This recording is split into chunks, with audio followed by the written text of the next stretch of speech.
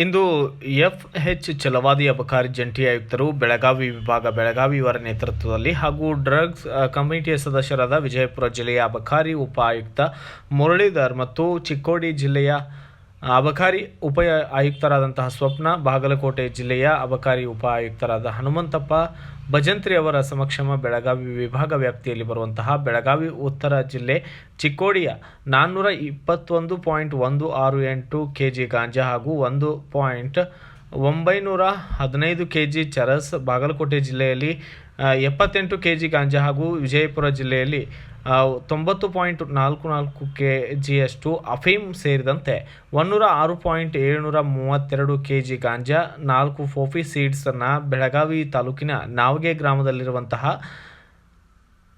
SVP chemicals ಘಟಕದಲ್ಲಿ ಪರಿಸರಕ್ಕೆ ಹಾಗೂ ಯಾವುದೇ ಪ್ರಾಣಿಗಳಿಗೆ ಹಾನಿಯಾಗದ ರೀತಿಯಲ್ಲಿ ನಾಶಪಡಿಸಲಾಗಿದೆ. Bureau report Raju Munde, BV5 news Kannada, Belagavi.